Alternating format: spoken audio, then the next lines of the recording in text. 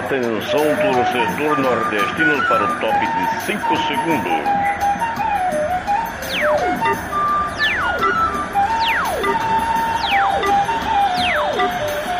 Sanhauá Produções e Sintonia Esportiva apresentam no ar Firula e Rapadura, um podcast sobre futebol e Nordeste. Apresentação de João Jales e comentários de Gabriel Itajara.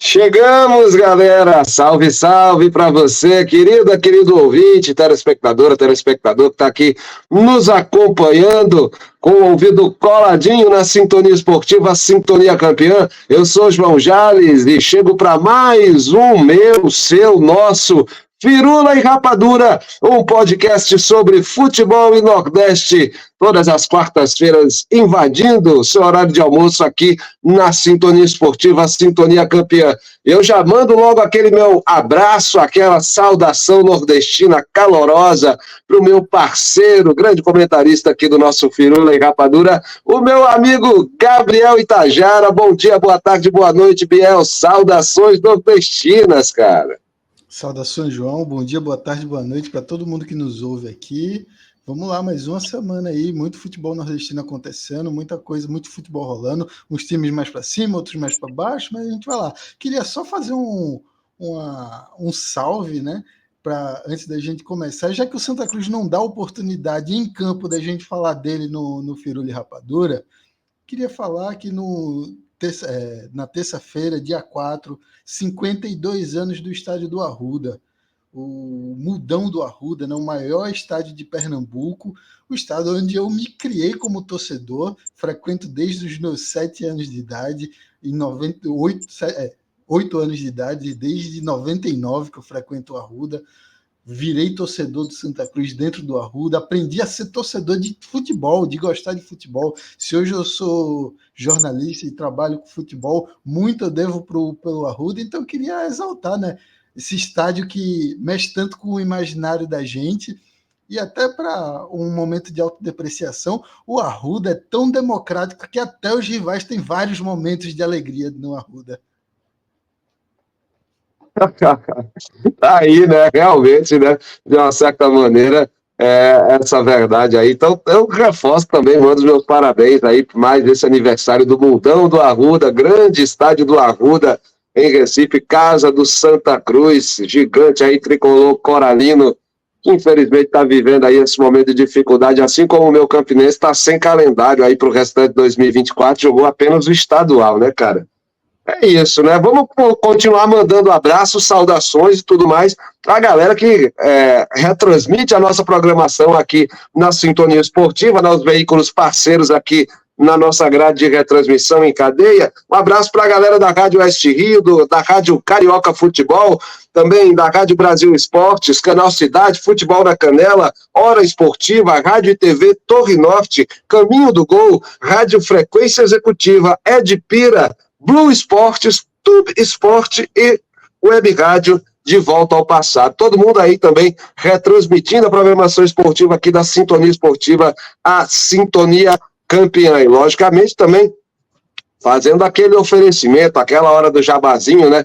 Você acessa a lojinha do Duran, o oferecimento da lojinha do Duran. Acesse @lojinha do Duran lá no Instagram e aí você escolhe a camisa do seu clube, do seu time de coração, seja no futebol, no basquete ou em outro esporte, você chega por lá, manda aquele alô no chat do Instagram, fala com o atendimento da lojinha do Duran, diz que é ouvinte da gente aqui no Firula e Rapadura, é ouvinte da Sintonia Esportiva, e aí você ganha um desconto na sua compra ou frete grátis, dependendo de como vai ser o valor. Entra lá em contato com a galera da Lojinha do Duran, lá no Instagram, @Lojinha do Duran. Sem mais delongas, vamos então para o que interessa, começar a repercutir aí tudo que rolou ao longo dessa última semana, né? Destaques aí dos nordestinos nas 4 divisões do futebol brasileiro. Voltamos a ter jogos da Série A, aleluia, né? Voltamos aí para os jogos de Bahia, Vitória e Fortaleza na primeira divisão do futebol brasileiro,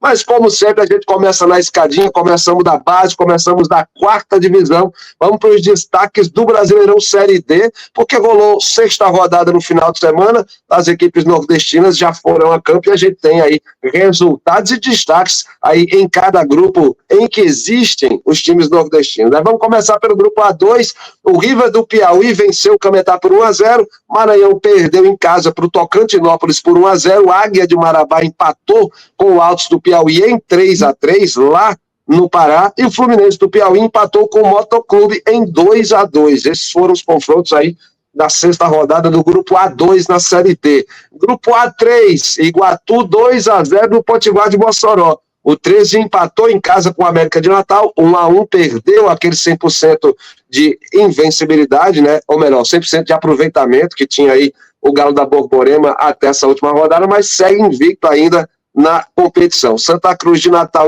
ganhou do Maracanã por 1-0 e o Souza perdeu em casa para o Atlético Cearense, começa a se recuperar também na competição, a equipe do Atlético. O Souza perdeu por 3-2 em casa do Atlético Cearense.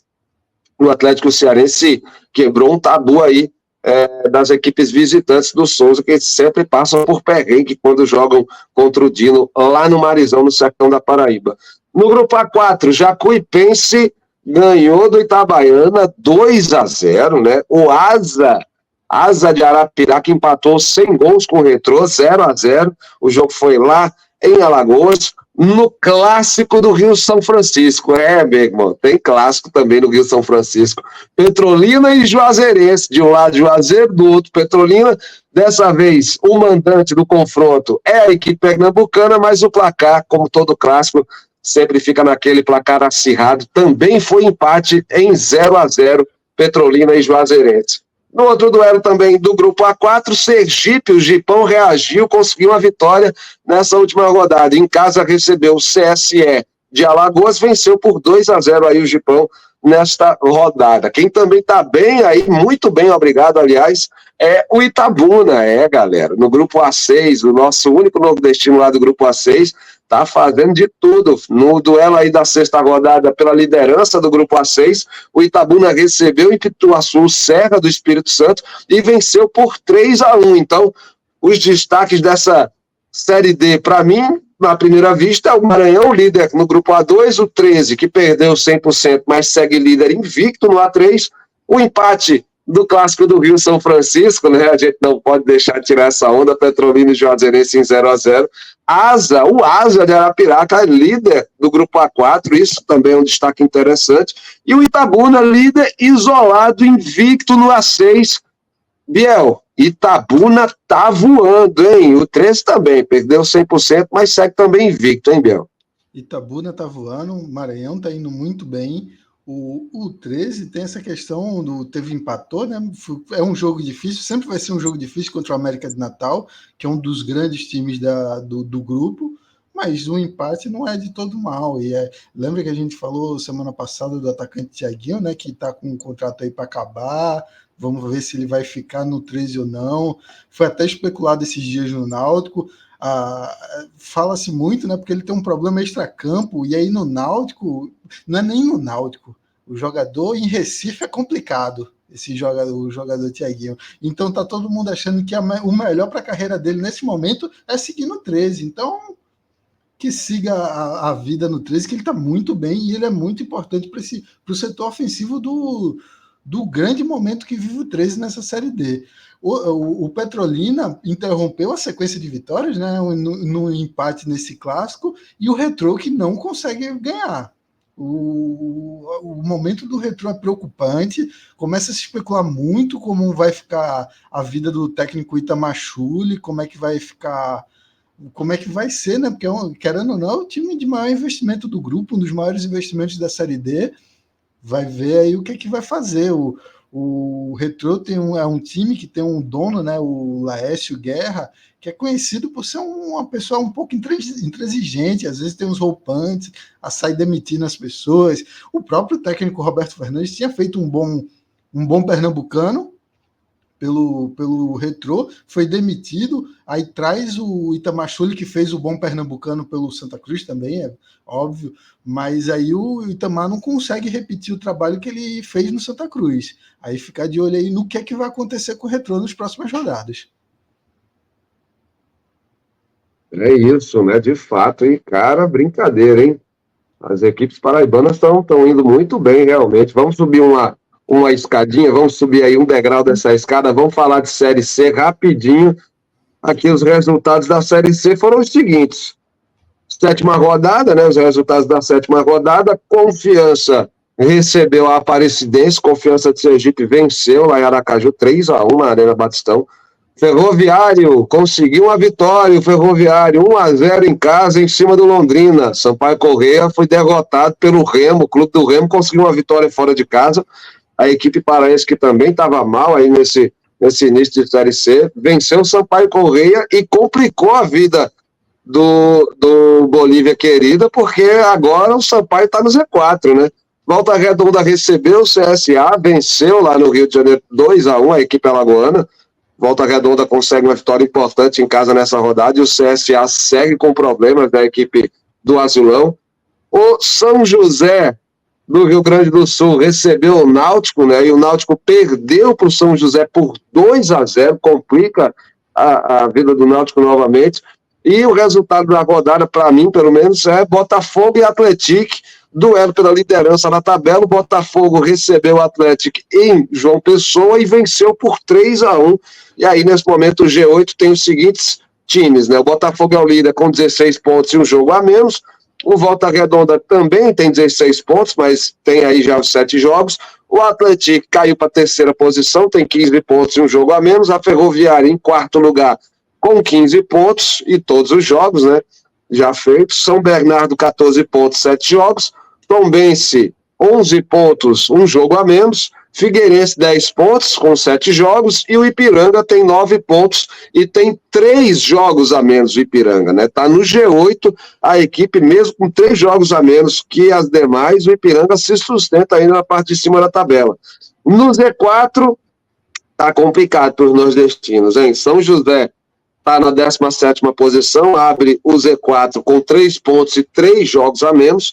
CSA, nesse momento, tem 3 pontos, está em 18º e já fez esses 7 jogos, né, nas 7 rodadas. Sampaio Corrêa fez 6 jogos, tem 1 a menos, mas está lá em 19º com 2 pontos apenas. E o Floresta, 7 jogos, 7 derrotas, nenhum ponto somado.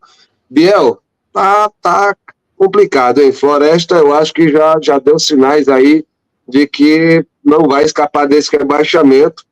E Sampaio Corrêa também não vive um bom momento, não, né? O destaque realmente é lá para cima, a parte de cima da tabela, o Botafogo que conseguiu essa vitória, que, aliás, vamos até dar uma debulhada, vamos falar mais dela no segundo bloco.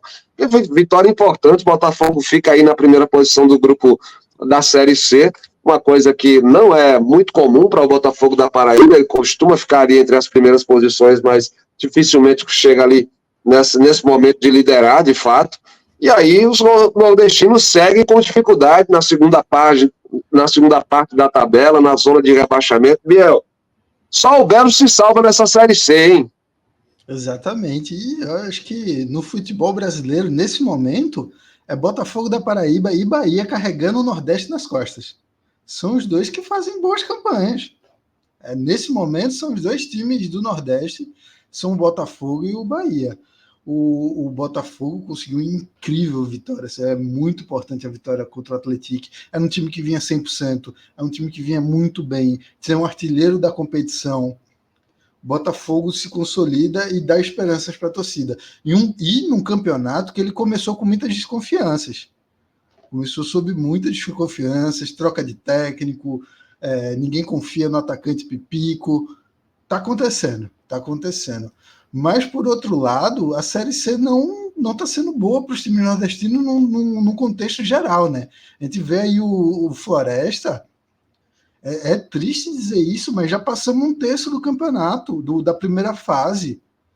A gente tem que olhar para o Floresta hoje. De fato, né? São 7 jogos, cara. 7 jogos, 7 derrotas. Exatamente. E aí, ou o Floresta começa a ganhar na próxima rodada, ou ele se entende como virtual rebaixado para a Série D. Ponto. Acho que não tem muito a coisa. E aí tem que ficar de olho aí, o que é que vai ser do Sampaio Corrêa, o que é que vai ser dos outros times. O Ferroviário ganhou a primeira importante, e a vitória do Ferroviário demonstra o equilíbrio dessa Série C, né? Que enfrenta um Londrina, ganha do Londrina, que é um dos grandes investimentos dessa Série C, por mais que não seja um dos principais times em desempenho, é um dos principais times em investimento. Então é importante aí essa vitória aí do time cearense. Enquanto o Náutico definitivamente entrou em crise. O Náutico vence aquela partida para o Remo, e aí quando a gente acha que o Náutico agora perde para o São José, o São José que tinha perdido 3 partidas na Série C, o São José que vinha 5 partidas seguidas sem vencer, já acumulava as partidas sem vencer desde o Campeonato Gaúcho, São José.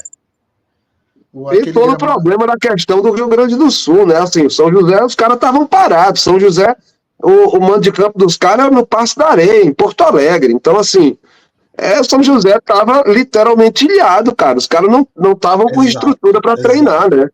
Mas aí eu só queria, colocar um ponto, que esse estádio Passo da Areia, onde a gente quer assistir no jogo, sem condição.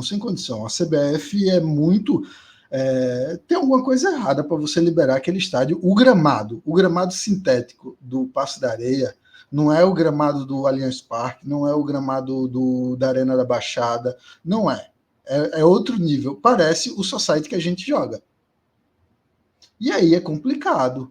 A gente assistindo ali não foi legal. Não foi legal. A gente assiste aquilo ali, não é legal. Isso demonstra porque a equipe tem tanta vantagem quando joga em casa nos últimos anos. Inclusive, é outro detalhe, né, que corrobora para esse diagnóstico ruim para o Náutico. Esse ano, o São José faz a pior campanha jogando em casa desde que colocou esse gramado sintético. Então demonstra que nem jogando em casa esse time tem demonstrado força, tanto que perdeu semana passada por Volta Redonda. Então é uma coisa para... Assim, eu estou reclamando do gramado porque é ruim de ver, claramente prejudica o espetáculo. Porém, o problema do Náutico não foi só o gramado. O problema do Náutico está em campo. A crise se instaurou, o time perdendo muitos jogos, o técnico Mazola Júnior não consegue botar uma cara no time, não consegue fazer os jogadores render. E aí o nome dele começa já a ser especulado em relação à demissão. Mazola Júnior já começa a ser fritado nos aflitos, e aí o negócio vai ficando complicado. É possível que na semana que vem a gente já entre num programa com o Náutico com um novo treinador. Aí a gente não sabe se é já agora que eles vão demitir essa semana, que o Náutico ainda voltou, né? Porque ainda teve isso, né? O Náutico foi uma grande logística para chegar em Porto Alegre. O Náutico, para ir para Porto Alegre, o Náutico foi para Campinas, Chapecó, dormiu em Chapecó e de Chapecó pegou um ônibus para Porto Alegre. A volta é a mesma coisa. Quer dizer, a mesma coisa não. A volta sai de Porto Alegre, vai para Passo Fundo pega um voo para São Paulo pega um voo para Recife. O Náutico chegou agora no fim da tarde em Recife. É muito desgastante, foi uma logística muito cansativa, mas isso não é desculpa. O Náutico está muito mal. Olho aí no que é que vai acontecer nos próximos dias pelo lado dos aflitos, porque não está legal. Como a gente já falou, passou um terço do campeonato. O Náutico está na parte de baixo da tabela. O Náutico é um time que supostamente briga para subir. E hoje, a gente vê o clima na torcida do Náutico, tá todo mundo querendo se livrar do rebaixamento para a Série D.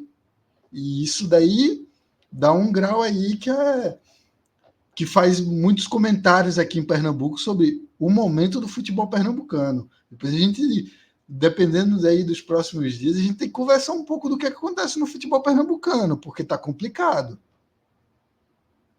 Você falou agora de futebol pernambucano, vamos seguir então nesse gancho, vamos subir mais um degrau aí no Brasileirão, vamos falar de Série B agora, segunda divisão.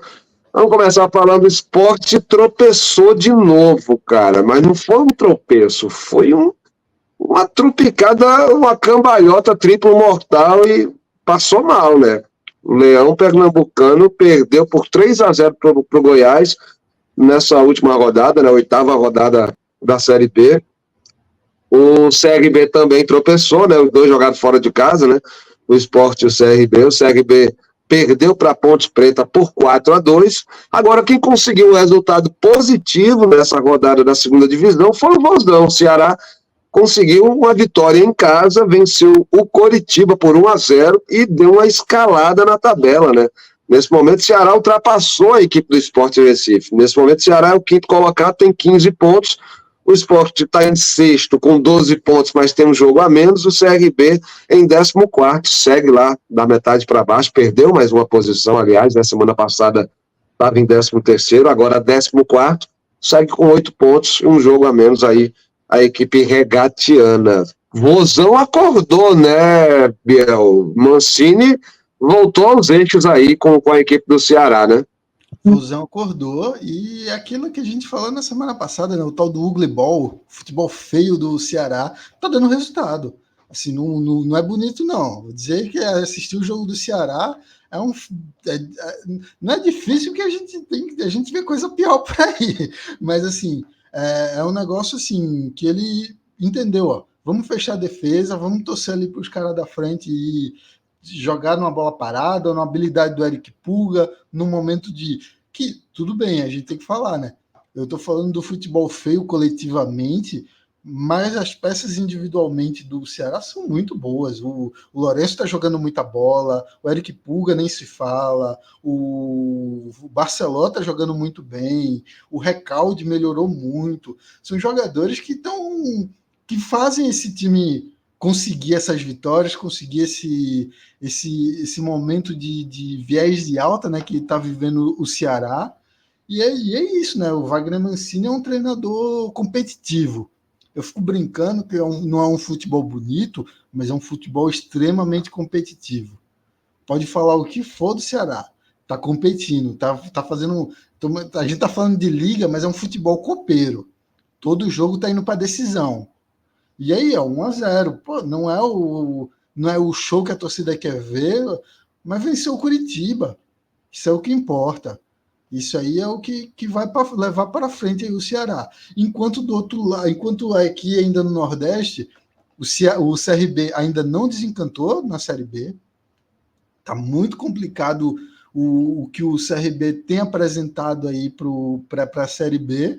Mas é aquilo, né? O time está dividindo atenções agora com a final da Copa do Nordeste, poupou alguns jogadores nessa partida contra a Ponte Preta. Não foi uma coisa assim... Eu acho que ainda dá para recuperar. O CRB, no fim das contas, tem crédito. Mas é bom não distrair. É bom não ficar, não achar que não, estou só de olho aqui, depois a gente joga e recupera. Não é assim. Série B é muito difícil. Enquanto o Sport, eu acho que a gente... O cenário do Sport, eu acho que é o pior, hein? Porque ele vem de uma sequência de derrotas, juntando tanto Brasileirão quanto a goleada da semifinal da Copa do Nordeste. Na Série B são 3 derrotas seguidas. No contexto geral, Copa do Brasil, Copa do Nordeste e Série B, em 5 partidas foram 4 derrotas. A única vitória do Sport nesse meio foi aquela vitória para o Atlético Mineiro, uma grande vitória, onde jogou muito bem contra uma das melhores equipes do Brasil.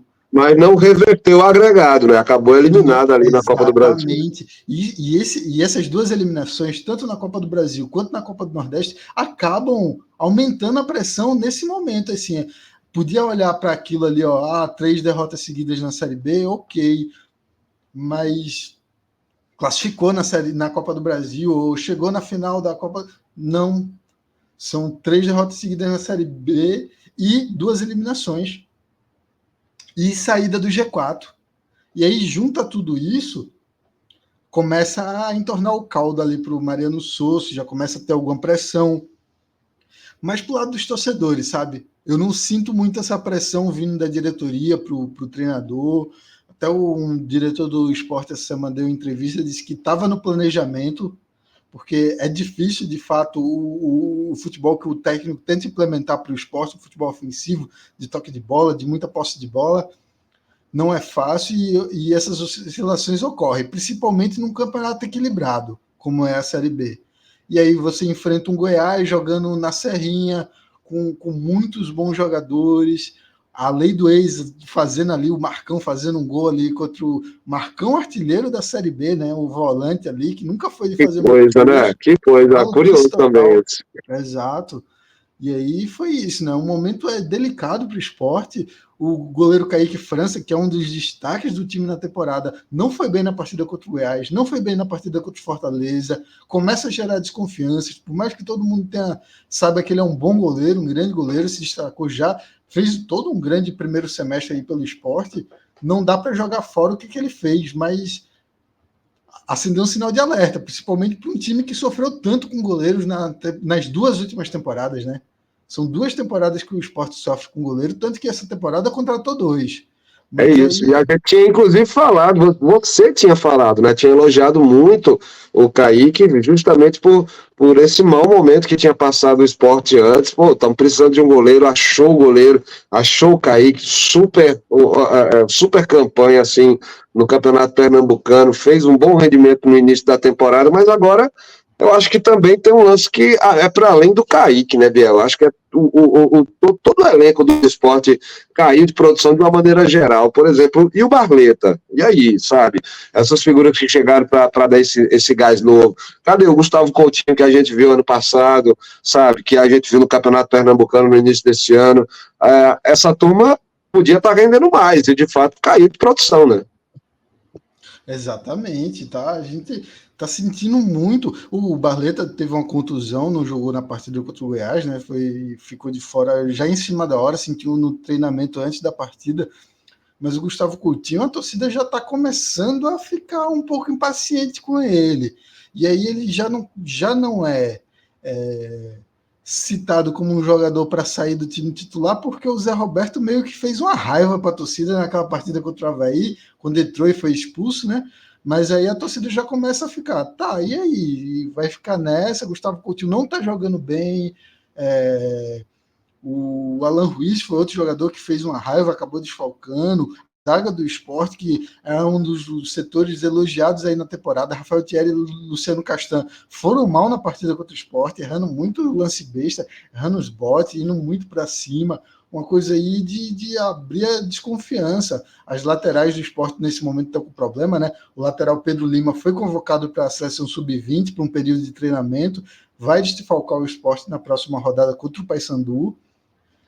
Não foi bem nessa partida contra o Goiás, diga-se de passagem. Filipinho, que é o titular na lateral esquerda, está lesionado. O esporte vive um momento complicado aí. Vamos ver o que vai acontecer aí nos próximos dias. O esporte vai ter uma semana cheia de treinamento, né? Jogou na sexta-feira, mas só vai jogar agora na próxima segunda contra o Paysandu em casa. O Paysandu que ainda não venceu na Série B. É bom a gente ficar de olho nisso, né? Porque tá aí o Hélio dos Anjos, treinador do Paysandu. Quem tá de olho nele é o Náutico. Meu irmão, vamos inclusive palpitar esse jogo de esporte Paysandu lá no terceiro bloco. Se eu não me engano, ele está na nossa listazinha aqui no roteiro. De fato, vai ser um jogo muito tenso assim para as duas equipes, né, Biel? Exato. O Paysandu, por um lado, é o time que ganhou aquele título da Copa Verde da forma espetacular que foi, né? Um agregado de 10-0 em cima do Vila Nova. Incrível. Hélio dos Anjos é um grande treinador, ainda hoje é um grande treinador, o mais velho dessa Série B, né? Mas tá complicado para ele na Série B. Na Série B tá complicado, ele ainda não venceu. E o Paysandu precisa. Mas não é uma das piores equipes, né? Tem equipe que está com mais derrotas, tá empatando muito o Paysandu. Vamos ver agora quando é que consegue a primeira vitória. Tem um jogo ainda durante essa semana e para na outra semana enfrentar o Sport aqui em Recife. É isso. Série A. Vamos falar agora da primeira divisão, da elite do futebol brasileiro.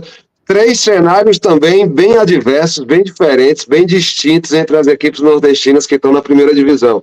O Vitória, para variar, mais uma derrota no Barradão. O Bahia conseguiu beliscar um pontinho fora de casa, enfrentou o Galo. E o Fortaleza conquistou os 3 pontos. Não jogou na Arena Castelão, mas jogou no PV, no Presidente Vargas, lá em Fortaleza. E conseguiu a vitória por 1-0 diante do Atlético Paranaense, num jogo de pouca qualidade técnica, vamos dizer assim. Inclusive, a gente transmitiu aqui na Sintonia Esportiva a Sintonia Campeã, esse duelo, no último domingo, às 6h30 da noite, né? Foi, de fato, 3 situações bem diferentes.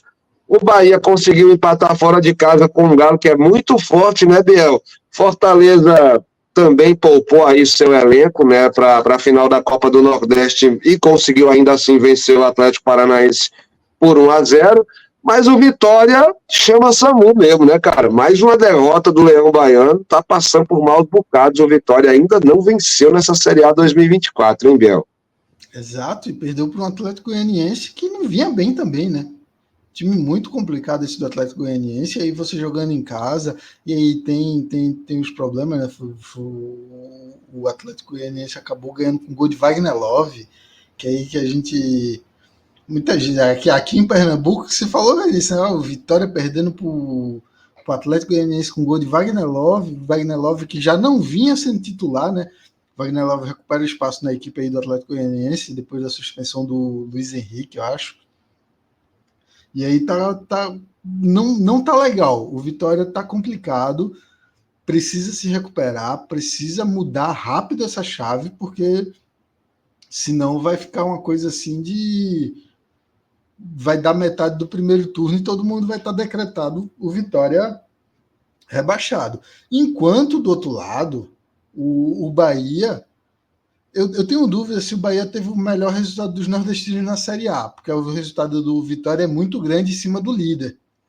Sendo que também a gente tem que pensar, né? O resultado do Fortaleza fez muito bem para o Bahia, se consolidando ali na segunda colocação, empata fora de casa contra um Atlético Mineiro, que a gente já falou, é um dos melhores times do Brasil, jogando lá na Arena MRV, não é fácil. Ademir, de novo a lei do ex Para mim foi lucro, golaço do Ademir, hein? Golaço do Ademir.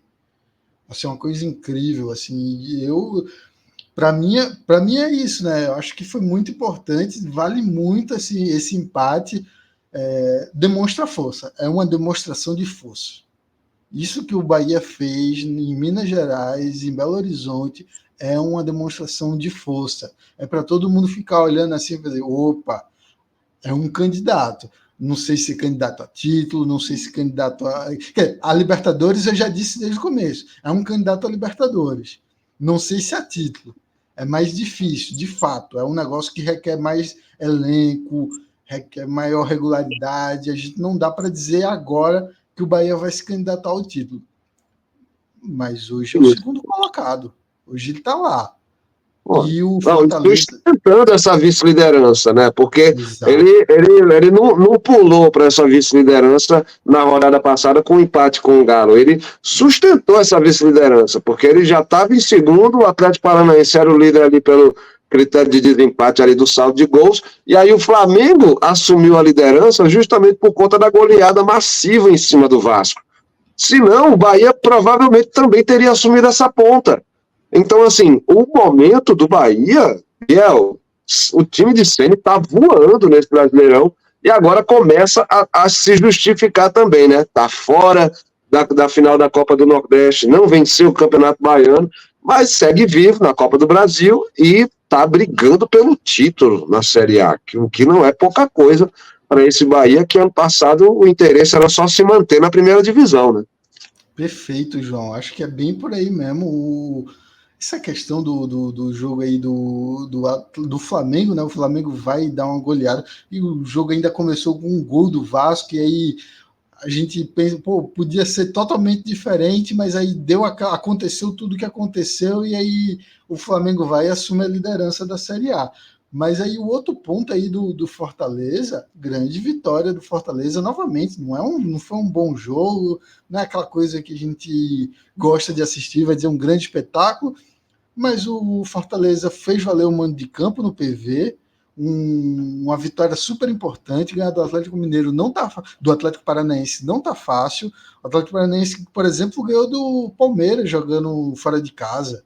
Então o Atlético Paranaense está jogando bem fora de casa na competição. Ostentava a liderança até o momento. Então, tudo bem que está num momento ali que perdeu aquelas 2 partidas na Sul-Americana, aí perde agora. O Fortaleza empurrou o Atlético Paranaense para uma crise, hein? Enquanto o Fortaleza vai embalando e querendo chegar animado aí para a final da Copa do Nordeste e também o Fortaleza não perdeu nenhuma partida na Série A, mas ele só tinha vencido a estreia. Foram vários empates seguidos. E aí todo mundo fica, caramba, não tá ruim, mas também não tá bom. Como é que vai ficar? Agora, o Fortaleza tem um jogo a menos, foi a campo 6 vezes, então foram 2 vitórias, 4 empates, não perdeu nenhuma, mas só estava empatando, né? Toda rodada beliscava um pontinho. O Lion, pelo menos está por ali, num pelotão dos 10 pontos, está pelo meio da tabela. Nesse momento ele abre a segunda página da tabela de classificação, né? O Bahia segue na vice-liderança com 14 pontos, o Fortaleza é o 11º com 10, e o Vitória é o penúltimo, tem apenas 1 ponto, segue lá na zona de rebaixamento e caiu mais uma posição, né? Era o 18º, agora já é o 19º, mas só está à frente do Cuiabá, que ainda não somou pontos, o Leão Baiano, né, Biel? Exatamente, eu falei aí do Fortaleza, dessa sequência de empates, isso me marcou porque a gente está sempre abrindo aquele soft score da vida, aquelas coisas, e o Fortaleza era o mais fácil de identificar, né? Era um pontinho verde e cinza, cinza, cinza, cinza, cinza, enquanto todos os outros é cinza, vermelho, cinza, verde, cinza, cinza, vermelho. O Fortaleza não, era cinza, cinza, cinza, cinza. Aí hoje consegue essa vitória muito importante, dá essa embalada. Vamos ver o que é que vai acontecer aí com o Fortaleza nas próximas rodadas. É isso, galera. Nós vamos finalizar esse nosso primeiro bloco aqui do Firula e Rapadura. Não sai daí, nós vamos para um rápido intervalo. A gente vai beber uma aguinha rapidinho. Vamos aqui no banheiro e na sequência a gente retorna para o segundo bloco, trazendo aqui informações, debate, opinião na meiuca aqui no nosso Firula e Rapadura, um podcast sobre futebol e Nordeste. Não sai daí que a gente volta já já.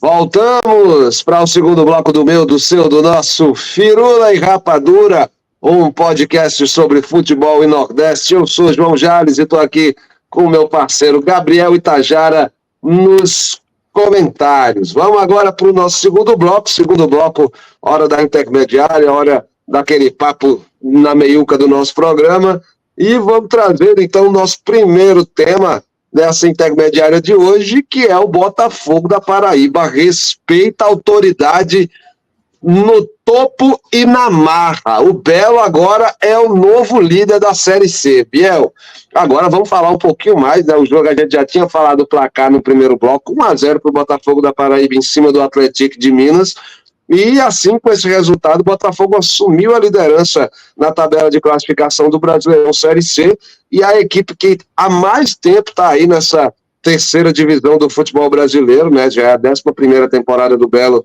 comandando aí essa terceira divisão, e agora está na primeira posição, na liderança, e o jogo que também teve suas peculiaridades, né? O gramado encharcado, choveu muito, né? Antes do início da partida, ainda continuou chovendo durante o jogo, o gramado encharcado, jogadores do Atlético reclamaram e tudo mais, teve tumulto, confusão, né? Troca de tapa ali, de xingamento, rolou aquele bafafá ali dentro das 4 linhas, teve dirigente do Botafogo entrando em campo, trocando tapa também, enfim, tudo que a gente gosta ali do puro suco do futebol brasileiro, mas também, vamos e convenhamos, situações lamentáveis aí para a gente ver nesse duelo. mas o que prevaleceu foi um jogo bem jogado e com um placar volumoso, e o Botafogo venceu e convenceu. O Belo agora é líder da Série C. E aí, Biel, quero sua análise desse momento do Botafogo, do técnico Evaristo Pisa, né? A gente estava, inclusive, comentando no off, Pisa, por si só, já tem um nome peso, né? Porque Evaristo, cara, a gente lembra também logo de outro grande Evaristo, que era o Evaristo Macedo, né? Foi técnico do Bahia, outro grande nome do futebol brasileiro, grande nome importante para o futebol nordestino, né? Quando foi técnico do Bahia, aí o Evaristo. E com o nome de Pisa, né, não se esperava menos do que uma surra de 3-1 para cima do Botafogo, em cima do Atlético de Minas, hein, Biel? Exatamente. O Botafogo está deixando a gente sonhar. Acho que esse é o ponto aí, como diria o Ronaldinho Gaúcho, está deixando a gente sonhar. Muito bem, é muito legal estar vendo o que está fazendo o Botafogo nessa Série C. Esse time do Botafogo é uma demonstração muito clara e é um tapa na cara de outros times com um investimento maior, como o próprio Náutico, que a gente citou no primeiro bloco, que assim, time ruim também dá para ser bem treinado. E um time bem treinado nessa Série C faz muita diferença. Faz muita diferença. O Atlético é outro, porque veja só, o Atlético é um time de empresários, tem um investimento maior do que o Botafogo, acho que também, se não é maior do que o Náutico, é um investimento muito parecido com o investimento que tem o Náutico. Tem jogadores importantes, o artilheiro do campeonato é do Atlético, o Jonathan Jesus, jogador que fez carreira na Europa, jogou na Espanha, jogou na Alemanha, aqui no Brasil jogou no Corinthians, posteriormente teve uma passagem pelo Náutico, mas não foi bem no Náutico, mas está indo muito bem nessa Série C, sendo artilheiro do campeonato e do Atlético. Foi incrível o que o Botafogo fez, uma partida muito dura, muito difícil, assim, dura, e o Botafogo conseguiu se impor. Não venceu de qualquer um, não foi um Floresta, que é o saco de pancada, ou o ABC, que até melhorou, mas ainda assim... Mas o ABC se reabilitou diante justamente do Floresta, veio vencer agora, 1-0. E foi 1-0 em cima do Floresta, né? Uma vitória simples. Perfeito, João, perfeito. E é isso que dá confiança quando a gente olha para esse Botafogo, sabe? Que não é apenas vencer, é quem ele está vencendo. Ele vai, quando ele vence fora de casa, quando ele pega um Volta Redonda, quando ele vai, pega aqui o Atlético, quando ele tá ganhando fora de casa, tá ganhando em casa. E aí chega nessa liderança dessa Série C de uma forma respeitosa, assim, todo mundo agora olha para o Botafogo da Paraíba e respeita.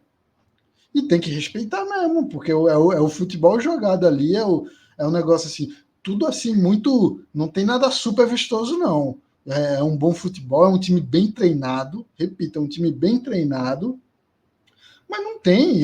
Estamos falando de um time de Série C. E estamos falando de um time de Série C que não tem o maior orçamento dessa Série C.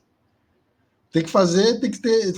Foi um time de muita criatividade para trazer esses jogadores, para fazer esse time andar, para ter um destaque como é o Edmundo, para ter o destaque do goleiro, do Dalton, né? Do Pipico, que é um grande centroavante, que estava em baixa, que teve passagens, apesar de goleadora, muito conturbada no Santa Cruz, e era Santa Cruz Série D. Não era uma coisa... Não estamos falando do Santa Cruz na Série B ou na Série A, era Santa Cruz na Série D. E aí o Botafogo da Paraíba, com esses jogadores, monta um time cercado de muita desconfiança por causa da campanha oscilante no Paraibano, nas trocas de técnicos consecutivas, porque teve isso, né? Durante o Paraibano teve troca de técnico, acaba o Paraibano, troca técnico de novo, aí chega o Evaristo Pisa e dá um jeito no time. Ninguém... Mas o curioso também é que não é a primeira passagem do Pisa, né? Não é... o Pisa já, se eu não me engano, já é a terceira, a quarta passagem do Evaristo Pisa no Botafogo da Paraíba. Ele é um cara que ele já é buscado enquanto solução nesses momentos de dificuldade. Geralmente ele chega e corresponde às expectativas, só que dessa vez ele tá... Nossa, aí sim, hein, Pisa? Primeiro lugar na tabela, aí é outro nível, né, Biel? Você falou uma coisa muito importante, que isso faz muito sentido e dá muito resultado no futebol do Nordeste, que são os treinadores que conhecem as equipes que vão treinar. Tem esse caso aí do Botafogo da Paraíba. Por muitos anos o Santa Cruz foi assim com o Givanildo Oliveira. O Náutico até hoje, pronto, o Náutico está aí especulando a saída do Mazola, até hoje já estão especulando Roberto Fernandes. Olha quanto tempo aí o Roberto Fernandes tem de passagens pelo Náutico, né? Fez 2 passagens de Série A, passagem de Série B, passagem de Série C. Roberto Fernandes, ano passado, não, ano retrasado, o Roberto Fernandes assumiu o Náutico e foi campeão pernambucano. Ele assumiu só para a final. O Náutico estava na Série B, o Roberto Fernandes assume o time no jogo nas finais do Pernambucano, aí ele campeão pernambucano em cima do Retrô, e aí na Série B foi aquela campanha que culminou no rebaixamento, né, do Náutico, e aí no meio do caminho, acabou sendo demitido. Mas no fim, esses treinadores que conhecem as casas que vão trabalhar fazem muita diferença. E aí o Evaristo Pisa meio que dá uma colaborada nessa sensação que a gente está tendo aí. E assim, eu falei do futebol do Nordeste, mas isso acontece também em outros lugares, né? A gente vê aí o Renato Gaúcho, acho que é o exemplo mais clássico nacionalmente e no primeiro escalão, né? Sempre que ele treina no Grêmio, ele vai muito bem. Acho que é mais ou menos por aí. O treinador que conhece a casa é muito importante, sabe? Porque entende o clima da torcida, entende como o que tem que fazer, o que não tem que fazer, o que um jogador que pode estar queimado com a torcida afasta, traz para perto. Não, esse cara é importante, esse cara não vai ajudar tanto. Esse tipo de nuance, assim, um treinador que conhece bem a casa é muito importante. Até trazer, assim, saindo um pouco da seara, tanto da Série C quanto do Nordeste, a gente vê o quanto é importante, que a gente viu nesse resultado que a gente citou do Flamengo e Vasco. O treinador do Vasco é um estreante português. Primeiro jogo dele no Brasil é um clássico contra o Flamengo. Ele achou que podia botar o time para cima, botou dois volantes que não marcava ninguém, o time saiu tomando 6-0. E aí a torcida já saiu. Acabou o jogo, a torcida saindo pedindo 6-1, calma aí. Exato, o gol do Veguete foi um golaço, mas 6-0 um placar de que a torcida saiu pedindo a cabeça do cara no primeiro jogo. Mas isso demonstra o quê? O cara não conheceu o contexto, ele não sabia o contexto, e entender o contexto é muito importante. O Evaristo Pisa demonstra que ele entende muito bem o contexto do Botafogo. E isso vai ser muito importante para as próximas rodadas, porque quanto mais para frente for dando, o Botafogo vai classificar. Mas na segunda fase, a pressão no Botafogo vai ficar muito alta, porque o histórico do Botafogo de não conseguir o acesso nessa Série C é muito... dá muita pressão. Então, um treinador experiente nesse sentido vai ser muito importante. Então, acho que o caminho aí desse momento do Botafogo é muito em cima do treinador.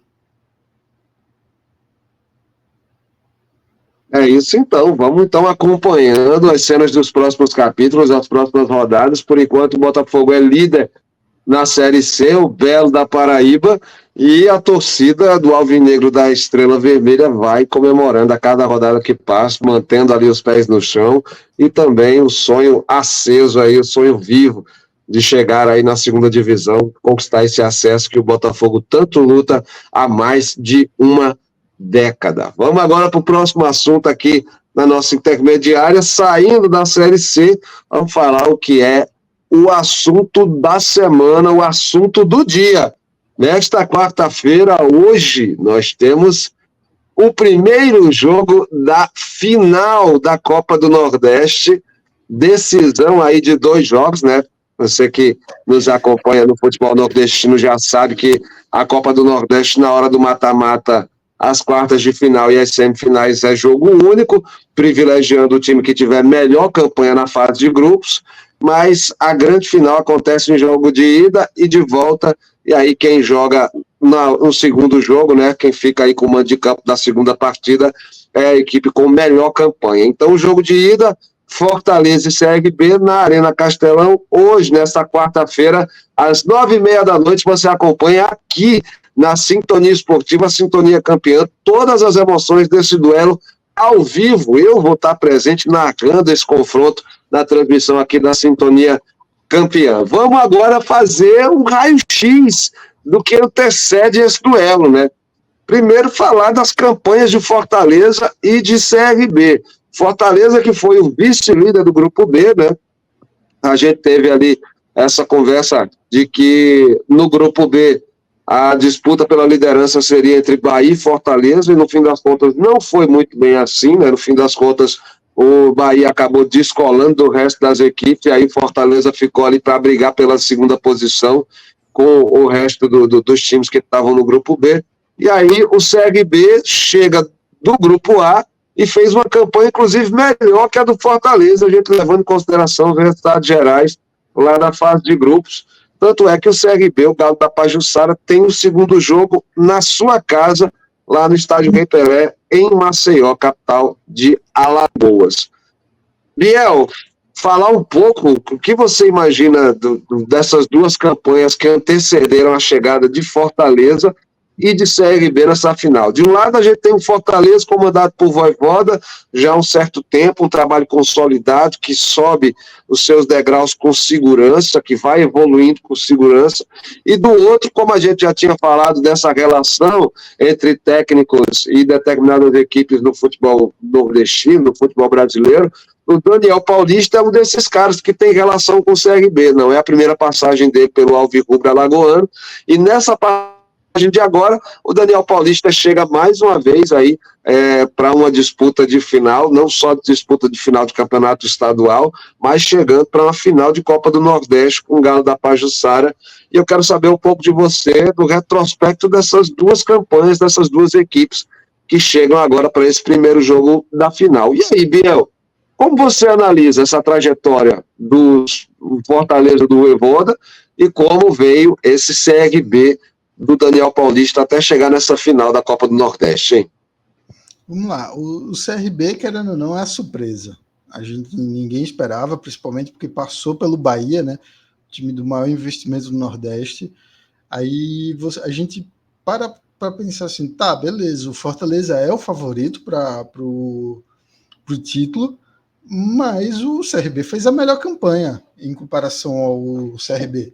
E o CRB é mais regular durante o ano. A gente está vendo aí uma campanha mais difícil na Série B, mas se a gente exclui esse momento da Série B, a gente olha o ano das duas equipes, o CRB tem um ano bem melhor do que o do Fortaleza. Assim, teve mais partidas... Campeão no ano, né? Fortaleza não ganhou o estadual. Exato. Mais partidas que a gente olha assim e vê, poxa, olha aí o CRB. Tem a partida contra o Bahia, tem as duas partidas contra o Ceará, tem vários outros momentos aí durante essa série, durante essa Copa do Nordeste, que faz a gente olhar aí, mas acho que esses três momentos aí, a partida contra o Bahia e as duas partidas contra o Ceará na Copa do Brasil, dão uma moral e dão uma perspectiva de, se o CRB repete esse tipo de atuação, ele não é bolinho pro Fortaleza, não. Que a gente sempre pensa, né? O time da Série A, com maior investimento, com jogadores consolidados, com um trabalho consolidado do Vojvoda, não vai ser fácil pro Fortaleza, não. O trabalho do Daniel Paulista é muito consolidado. Anselmo Ramon vem muito bem, GG vem muito bem, Falcão vem muito bem, o Matheus Albino muito bem, foi decisivo em dois momentos aí para chegar nessa final. O CRB, né, teve essas dificuldades, né? Tipo, chega na final aos trancos e barrancos, ao mesmo tempo que chega com o melhor time em relação ao adversário, ou melhor campanha, na verdade, melhor campanha em relação ao adversário. Foram duas decisões no pênalti, né? Passou pelo Botafogo da Paraíba, naquele fatídico jogo que o Pipico perde um pênalti, e depois passa pelo Bahia. Aí é um jogo histórico, né? Eu acho que é jogo para a história. O Daniel Paulista coloca o nome dele na história quando ele passou para a final da Copa do Nordeste, eliminando o Bahia com o maior investimento do Nordeste em todos os tempos. Lógico que esse é o investimento do Bahia vai aumentar, mas de 24 para trás, nenhum investimento foi tão alto quanto o do Bahia esse ano. Isso daí é um feito histórico que o CRB conquistou. Isso é para ser valorizado, isso é valorizado, obviamente, Por isso que o Daniel Paulista é tão aclamado como o grande responsável por esse grande momento que vive o CRB. Enquanto do lado do Fortaleza é aquilo, né? A gente falou na partida contra o Sport que eu falei, pô, eu acho que os reservas do Fortaleza são até melhor do que os titulares do Sport, mas no momento o Sport parece um time de Série A e o Fortaleza parece um time de Série B. Fortaleza chega na Arena Pernambuco e mete 4-0, assim, foi 4-1, né? Mas assim, meteu os 4 gols ali no primeiro tempo, mas com uma facilidade. Moisés jogou uma barbaridade. Moisés chega com muita moral para essa final aí da Copa do Nordeste. E aí, pronto. Aí, se do lado do CRB a gente tem esses 3 jogos que eu citei, do lado do Fortaleza a gente tem esse jogo da Arena Pernambuco, esse incrível jogo do Moisés, a gente tem o jogo do Bahia contra o Boca Juniors no Castelão, que animou a torcida, que colocou a torcida num êxtase, na volta de lua de mel. E são esses momentos, eu acho que esses 2 momentos são o fiador do Fortaleza nessa temporada toda. Que assim, momento de dar orgulho mesmo, assim, da gente olhar, dizer, nossa, esse é o Fortaleza que a gente lembra desses últimos anos todos. Na minha percepção, foram esses 2 momentos.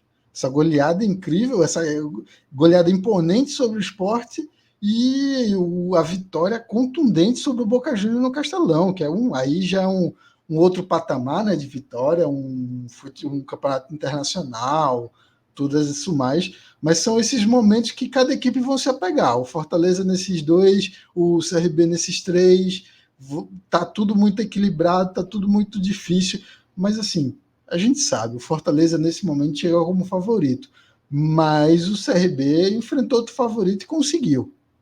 Não tem nada contado aí não. Se o CRB for entrar na mesma postura que entrou contra o Bahia, não vai ter vida fácil para o Fortaleza, não. É marcação alta, marcação cerrada, lutando por todas as bolas.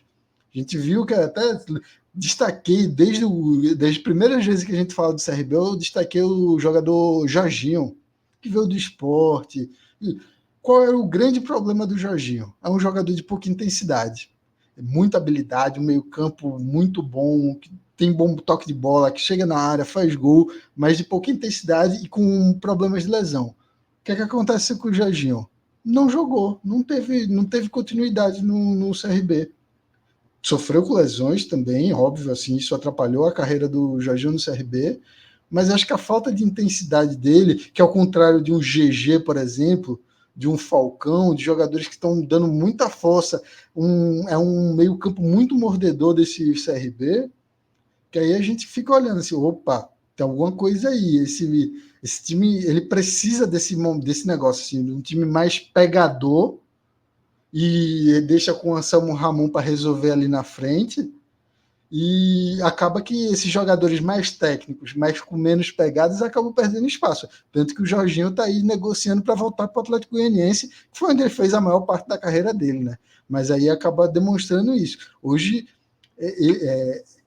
o futebol do Jorginho não ter dado certo no CRB dá um pouco a medida de qual é o grau de intensidade que exige hoje o Daniel Paulista para ser titular nesse time do CRB. É isso, muito bem. Então tá feito aí um pouco desse raio-x dessas 2 campanhas aí do Fortaleza do CRB. Agora vamos falar de prováveis escalações. Depois a gente fala de arbitragem. Mas olha, prováveis escalações é o seguinte: no Fortaleza do Vojvoda costuma vir no 4-3-3 ou no 3-5-2 aí. E é provável que essa final, pelo menos esse jogo de ida da final, o Vojvoda faça uma linha de 3 zagueiros, ao invés de sair lá com 4 na linha defensiva, ele tente abrir mais ali pelo meio campo, colocar o Pikachu e o Bruno Pacheco mais avançados, mas de repente pode também funcionar num 4-3-3, trazendo o Brites um pouco mais para a direita, e a dupla de zaga principal mesmo, ficando Kusevich e Tite. A perspectiva do Fortaleza nesse momento, assim, de provável escalação é a seguinte: a gente tem João Ricardo, e aí Brites, Kusevich, Tite, depois Pikachu, Zé Wellison, Rosseto, Pochettino e Bruno Pacheco, e lá na frente Moisés e Lucero. CRB, o técnico do Paulista já tem aí mais ou menos um time titular que ele tenta repetir em alguns momentos dessa temporada, e a provável escalação do Galo da Pajuçara para esse primeiro jogo tem Matheus Albino no gol, e aí a linha defensiva tem Hereda, Simon, Fábio Alemão e Matheus Ribeiro. Lá no meio-campo tem Falcão, João Pedro e GG, e no ataque lá Bandeira, Léo Pereira e Anselmo Ramon. Um raio-x Biel. Primeiro, você acha que o Vojvoda vai vir nessa variável aí, 3-5-2, ou ele bota uma linha defensiva com 4 e vem na dupla de zaga mesmo? Primeira dúvida que eu tenho e que eu quero também saber de você, o que é que você acha. E aí, o Vojvoda vem com 3 ou 2 zagueiros para esse jogo? Olha, essa daí é uma dessas que me pega também, viu? Eu não sei, a partida contra o Sport foi com uma linha de 4, né? Mas é sempre uma variável, né? Porque o Tinga ele também faz a linha defensiva. Pode ser que o Tinga apareça ali de lateral direito, que puxe para zagueiro e volta para lateral, e aí deixa o Pikachu, em vez de ser ala, ser o ponta direita. A gente não sabe aí o que é que a cabeça do Vojvoda nisso daí. Acho que é difícil porque ele é um treinador que varia muito a equipe e varia muito a formação. Ele tem esses dois momentos aí. E a gente não pode esquecer, né? O Moisés se destacou jogando ali na ponta esquerda. Vamos ver se ele, de segundo atacante ali, aparecendo junto com o Lucero, ele como vai ser, se vai por esse caminho ou se ele vai para um caminho tradicional ali do 4-3-3 que ele vem demonstrando sempre. Tem uns problemas também do Fortaleza que é não poder contar com alguns jogadores, tipo o Renato Kaiser não pode, Exato. porque não está inscrito, Breno Lopes também não pode, não está inscrito, Marinho está lesionado, e aí é um problema para essa equipe do Fortaleza nessa altura, o Marinho não jogar essa partida da final. Mas, enfim, eu também fico meio assim com essa formação, mas eu acho que o Vojvoda vai vir para esse jogo com 3 zagueiros. De repente, eu não acredito muito no Tinga como titular nesse início de partida, não. Eu acho que vai, de fato, trabalhar só com Moisés e Lucero lá na frente, o Vojvoda, para dar essa amplitude. De repente, o Pikachu também chega apoiando mais ali pela ponta, né? Ele vai fazer esse corredor pelo lado direito. Eu acho que é bem viável que o Vojvoda coloque 3 zagueiros para começar. E Exato. o CRB? E o Bruno Pacheco, o Bruno Pacheco também, tendo mais liberdade para avançar, é um jogador importante na lateral esquerda ali. Eu acho que, de fato, é uma formação provável aí, Pikachu e Bruno Pacheco. E também a gente falou pouco, mas o Pochettino, né? Foi um dos destaques da partida contra o Sport. Ele é um meio-campo de muita qualidade, é um jogador. Eu gosto muito. Assim. Ele foi me pegando de surpresa, assim, eu fui vendo assim, caramba, não entendi qual é desse Pochettino. Naquela partida contra o Sport, eu disse: não, tá bom, agora eu entendi que esse cara é um meio-campista. Eu também gosto dele. Diferenciado, assim. É um toque na bola, é um passe, é uma intensidade. Ele tem qualidade, mas ele não perde intensidade. Gosto muito desse meio-campista aí. Acho que é um fator X aí para uma possível vitória do Fortaleza. Você agora trouxe também elogios para o Fortaleza, mas quero ver aí. Você tinha tecido elogios para o CRB, alguns jogadores aí do Galo da Pajuçara, que eu notei bem. Falcão, GG ali pelo meio-campo, eles estão presentes nessa provável escalação inicial para esse jogo de ida. E eu quero também que você aponte alguma coisa a respeito desses jogadores aí que foram apontados como provável CRB inicial para esse primeiro jogo. E aí? Você acha que funciona essa receita aí do Daniel Paulista ou podia ter alguém diferente aí nessa equipe titular do CRB?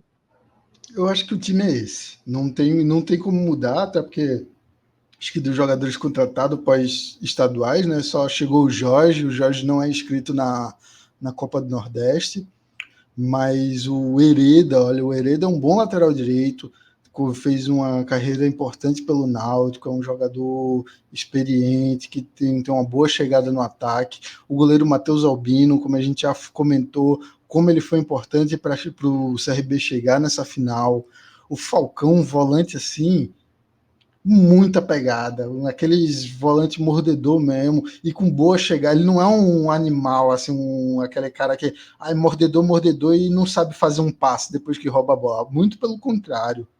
O Falcão, ele tem um bom... Ele não é muito de arriscar os lançamentos, aquelas coisas, um passe, uma assistência para gol, mas ele é um jogador muito importante para o equilíbrio do CRB, junto com o GG, que aí ele é mais equilíbrio entre a boa entrega ofensiva e a disposição na defesa. No ataque, aí fica uma coisa mais desequilibrada, porque o Anselmo Ramon é um jogador que, inclusive, o Fortaleza quis para esse restante de temporada. O Fortaleza fez proposta para trazer o Anselmo Ramon, para tirar ele do CRB. O CRB conseguiu segurar ele. Foi muito importante manter o Anselmo Ramon, e aí ele é importante aí para chegar nessa final. É o artilheiro do time na temporada, é um jogador que sabe fazer gol. Mas os pontas são jogadores mais questionáveis. Labandeira é difícil, tem alguns lampejos. Rapaz, a passagem da Bandeira pelo Sport eu achei fraca, viu? Não vou mentir para você não, Biel. Não, foi bem fraca. Tanto que ele era aquele atacante, né? O Sport sofreu muito ano passado, que todos os pontas do Sport eram ruins, né? Assim, ruins para a torcida.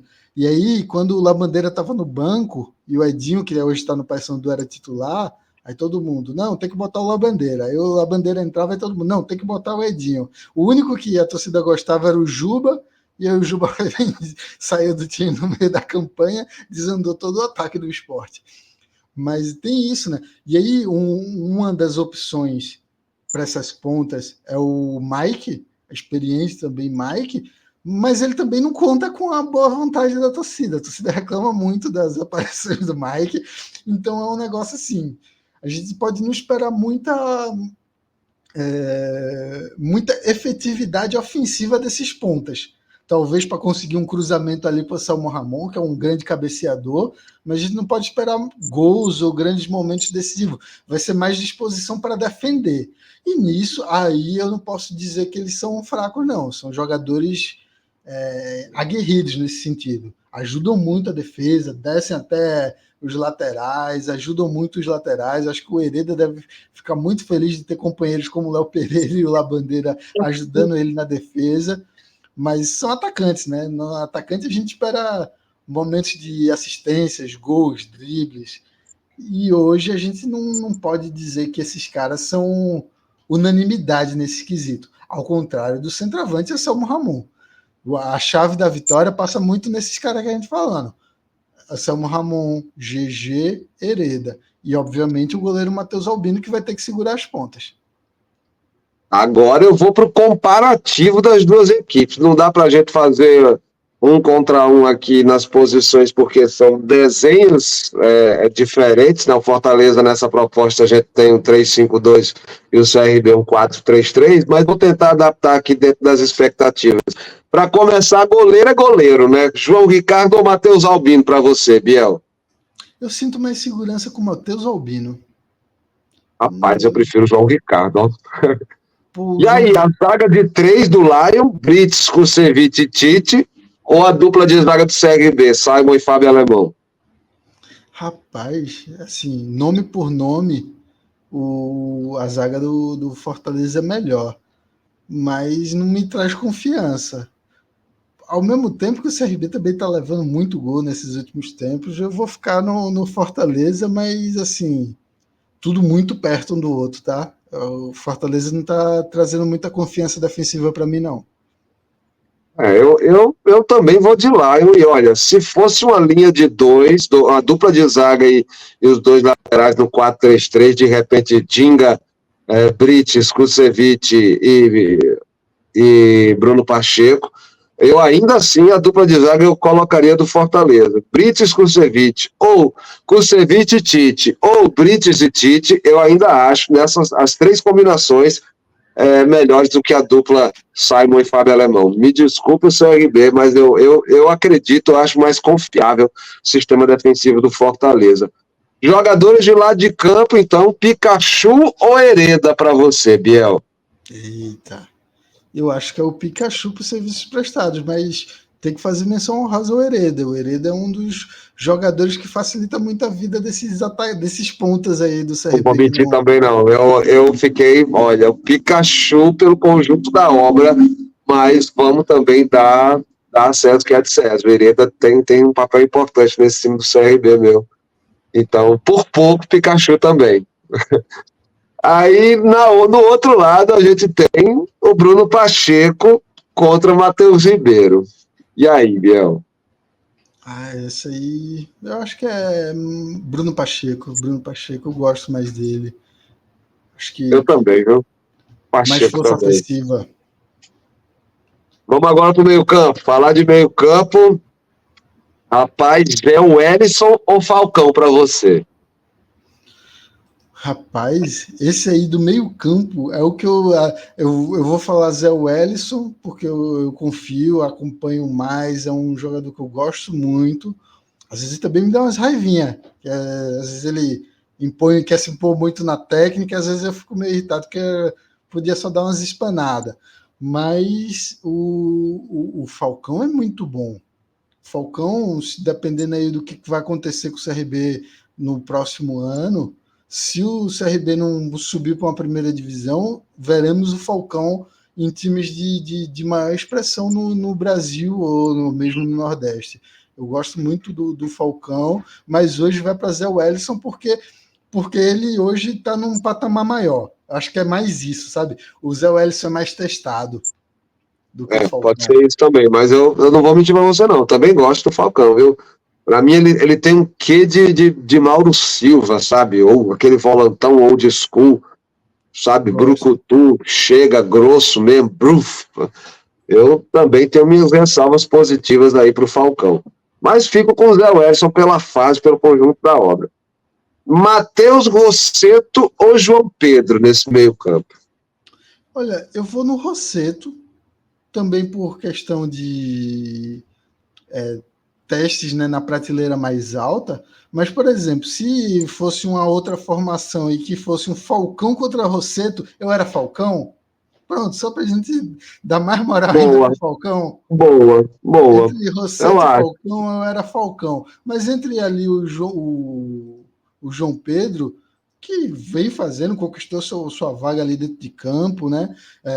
Não deu espaço para um Jorginho da vida aparecer no meio-campo do CRB, é porque ele demonstrou qualidade, tanto defensiva quanto alguma boa chegada no ataque. Então, hoje vai ser o Rosseto, mais por isso, assim, por causa do teste no nível do futebol. No nível do futebol, o Rosseto foi mais testado, né? A gente vê ele na Série A toda semana, então acaba pesando nesse caso. O garoto tá bem mesmo, vamos mentir pra quê, né? O Rosseto, de fato, tá vivendo uma ótima fase do Fortaleza. Próximo duelo, Pochettino e GG, até cruel com o GG, que tá vivendo um bom momento, né? Mas o Pochettino tá comendo a bola de uma maneira nesse Fortaleza que tá sobrando, hein, Biel? Exatamente. Pronto, eu vou fazer a mesma apelação que eu fiz com o Falcão. Se fosse GG e Rosseto, eu ia de GG. E não porque o Rosseto não é bom, muito pelo contrário, o Rosseto é muito bom. Só que o GG é muito essa engrenagem que faz esse meio-campo do CRB rodar e acontecer, e ajuda tanto no ataque quanto não perde a firmeza na marcação. Eu gosto muito do GG, mas o Pochettino, ele é outro nível. É um dos melhores meios que a gente tem no futebol nordestino com alguma facilidade. Eu gosto muito desse meio-campista. Eu diria que o GG ele é mais operário que o Pochettino. O Pochettino ele é mais criativo, ele é mais brilhante. O GG ele é o cara que distribui a parada ali e tal. Tem menos qualidade técnica que o Pochettino, mas o Pochettino ele é um cara que tem mais criatividade, mais uma visão de jogo um pouco melhor que a do GG. Nesse sentido, eu também vou de Pochettino. Pô, esse argentino tá comendo a bola, cara. Tá vivendo um ótimo momento no Lions. Vamos agora falar do ataque. E aí, Moisés de Lucero ou o trio do CRB? Labandeira, Léo Pereira e Anselmo Ramon? Se a gente fosse montar um time, aquele esquemão clássico. Se 4-4-2, fosse trio de ataque, era Moisés, Lucero e Anselmo Ramon. Perfeito.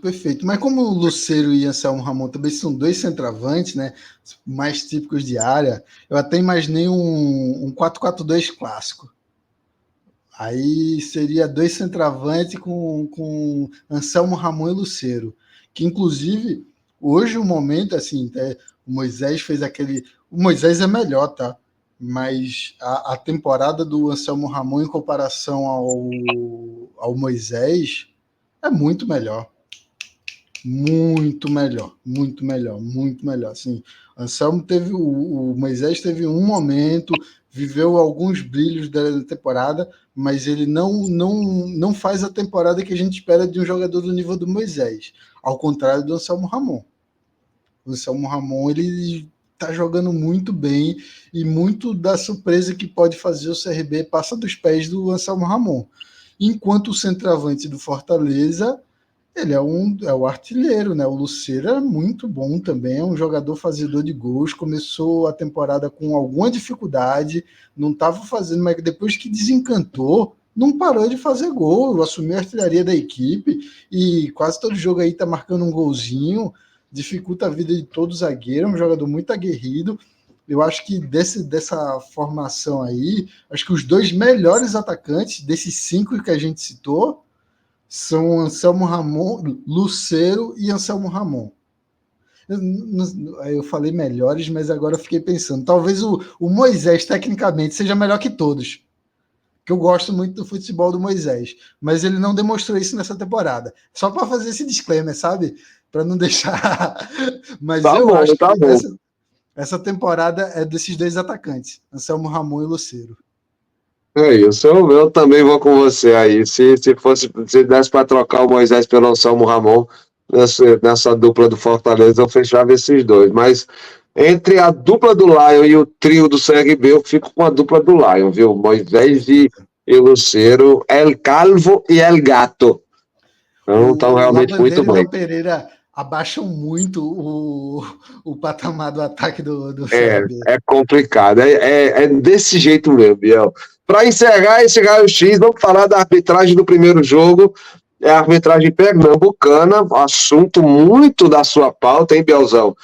Paulo Belense Alves dos Prazeres Filho é o árbitro principal, assistente número 1, Francisco Chaves Bezerra Júnior, a assistente número 2 é a Carla Renata Cavalcante de Santana, quarta árbitra, Taislane Melo Costa, é a única árbitra FIFA desses que foram selecionados, a quarta árbitra é de Sergipe, e aí a arbitragem de vídeo, o árbitro de vídeo principal é o Gilberto Rodrigues Castro Júnior, de Pernambuco. Biel, gostou da arbitragem? Eu não gosto do Paulo Belense não, hein? Olha, vou falar que é difícil. Primeiro, gostar de alguma arbitragem do Brasil já é difícil. A gente começa por aí. Citar um bom árbitro na graça do ano de 2024 no Brasil é difícil. Em Pernambuco, eu vou falar para você, para todo mundo que está nos ouvindo, não teve um árbitro no Campeonato Pernambucano que tenha agradado. Todas as torcidas saíram insatisfeitas com os árbitros. Tem outro árbitro, quando você falou árbitro pernambucano, eu estava pensando em outro, acho que o nome dele é Bruno, está tendo vários jogos de Série A, árbitro, FIFA, mas péssimo no Campeonato Pernambucano. É difícil, assim, tá aí uma coisa que eu não vou fazer, mas nem com a arma na minha cabeça dizer, nossa, vai ter uma boa arbitragem para essa partida. Não consigo, não. Realmente, vai ser um negócio complicado. Eu também não confio muito no Paulo Belense, não, mas vamos aguardar para ver. Hoje à noite, aqui na Sintonia Esportiva, às 9h30 da noite, a bola rola para Fortaleza e CRB, o primeiro jogo da final da Copa do Nordeste. Você acompanha aqui com a gente na Sintonia Campeã. A gente vai agora para o intervalo aqui do Firula. Daqui a pouquinho a gente volta. Não sai daí que a gente volta já já. Esse é o meu, o seu, o nosso Firula e Rapadura, o podcast sobre futebol e Nordeste.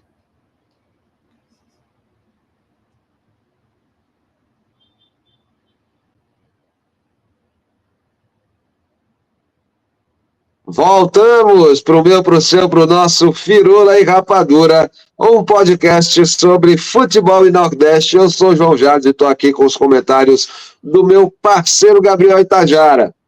Vamos para o último bloco, é hora de palpites da semana, listinha com jogos aí envolvendo equipes nordestinas que vão rolar nos próximos dias, jogos disputados interessantes aí que a gente tem aqui na nossa lista. Biel, vamos começar aí os nossos palpites da semana com o Série D, duelo de Motoclube e River do Piauí, na 4ª divisão do Brasileirão. E aí, Moto ou River nesse duelo? Moto. Eu vou de River, viu? Eu vou ao contrário, concordamos em discordar nesse aí. Próximo duelo, Altos do Piauí e Maranhão também pela Série D, duelo do mesmo grupo, hein, Biel? MAC, vai Maranhão. Tu vai de MAC, pois agora eu vou de Altos. Acho que o Altos ganha. Nos dois primeiros, dessa vez, a gente escolheu o contrário, né? Mais um jogo de Série D, agora vamos trazer o Itabuna, né? Fora de casa esse jogo do Itabuna. Democrata de Sete Lagoas, lá de Minas, e o Itabuna. E aí, Biel, Itabuna ou Democrata? Nessa eu acho que a gente vai junto. Vamos de Itabuna.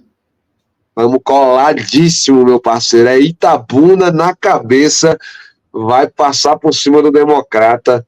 Concordamos aí nesse palpite. Agora, aquele duelo, aquela expectativa Série C. Será que o Belo segue líder? Botafogo da Paraíba e Ferroviário. E aí, Biel? O imbatível Real Botafogo.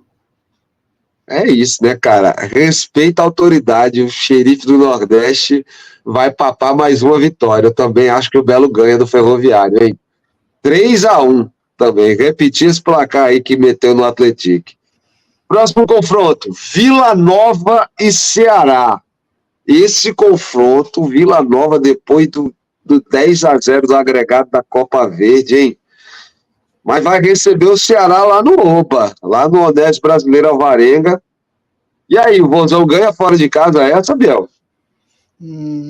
Essa vai ser difícil, hein? O Vila Nova precisa, mas eu acho que vai dar empate. Rapaz, eu tô confiante, hein? Olha, mancinismo começou a acontecer na Série B. Eu vou de Ceará. Apertado aí, 2-1 em cima do Vila.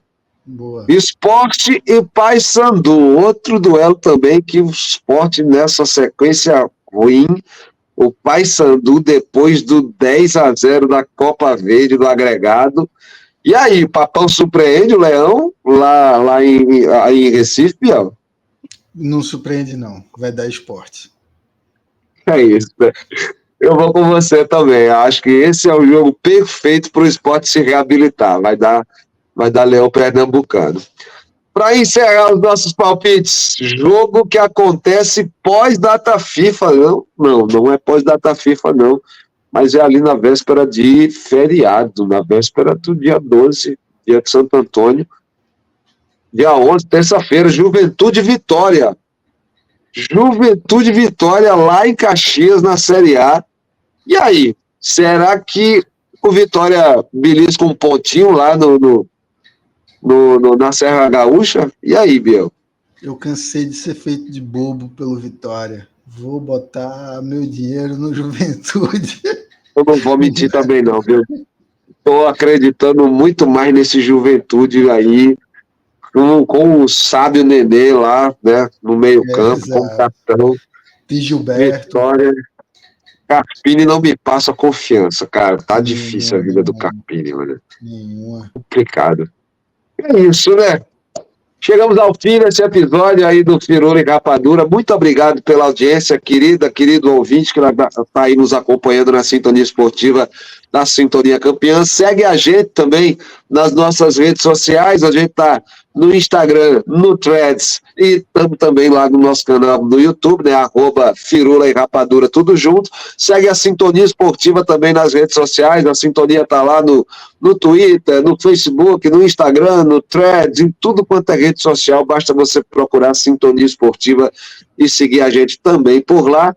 E para fortalecer o nosso trabalho, claro, aquela nossa mensagenzinha de final, né? Você que está aí nos ouvindo, quer fortalecer o nosso trabalho, faz uma doação aí pra gente na chave Pix firulaerapadura@gmail.com, ou você pode doar também pelo PicPay @firula-e-rapadura. Fortaleça o nosso trabalho, a gente que faz conteúdo para você toda semana sobre futebol nordestino aqui no Firula e Rapadura, um podcast sobre futebol e Nordeste. Biel, Gabriel Itajara, meu parceiro, meu brother, meu camarada, é sempre um prazer enorme ter você aqui nessa bancada comentando sobre futebol nordestino, Biel.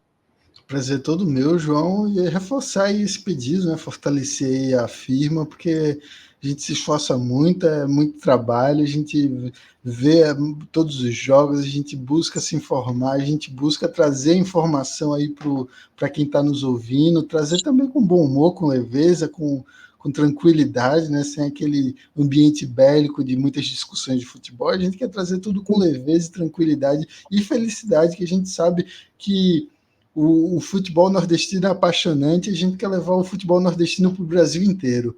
E esse trabalho não é fácil, esse trabalho requer recursos. Então, quem puder, colabore, nos ajude, nos fortaleça, que a gente está aí, a gente está tentando, está buscando, e toda semana, e semana que vem estamos aí de novo, independente de qualquer coisa. É isso, né? Semana que vem a gente volta de novo, inclusive, de repente, nesse domingão, a gente aparece por aqui com um flash, um extra, alguma coisa para falar aí desse segundo jogo da final, né? Porque, enfim, primeiro jogo na quarta-feira, segundo jogo no domingo, de repente eu e Biel aparecemos aí de surpresa, de supetão para você, seja nas redes sociais, seja também por aqui na programação da Sintonia Esportiva, a Sintonia Campeã. É isso, galera, esse foi o Firula e Rapadura, a gente se encontra numa próxima. Valeu, valeu e tchau, tchau. Firula e Rapadura, um podcast sobre futebol e Nordeste.